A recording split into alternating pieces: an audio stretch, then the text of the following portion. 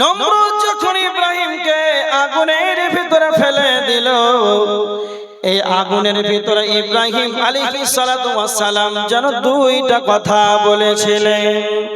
এক নাম্বার হলো হাসবুনাল্লাহ, দুই নাম্বার হলো ওয়া নি'মাল ওয়াকিল।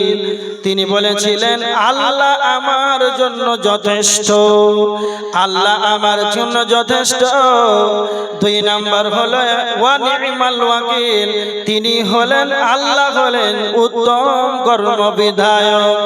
দুইটা কথা বলে হযরত ইব্রাহিম আলাইহিস সালাতু ওয়াস সালাম পুরোপুরি রূপে আল্লাহর প্রতি তাওয়াক্কুল করল আগুনের ভিতরে। আমার আল্লাহ সুবহানাহু ওয়া তাআলা বলেছেন সূরা আম্বিয়া, তখন সঙ্গে সঙ্গে আল্লাহ বললেন কুলনা ইয়া নারু কুনি বারদাও ওয়া সালামান আলা ইব্রাহিম।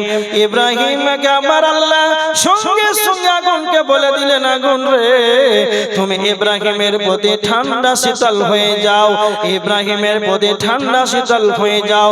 ইব্রাহিমকে আগুনের ভিতরে ফেলে দেওয়ার পরে ও ইব্রাহিম আগুনের ভিতরে জ্বলার পর তার একটাও জনপশম পর্যন্ত পড়ে নাই, সঙ্গে সঙ্গে আল্লাহ তার জন্য যথেষ্ট হয়ে গেল।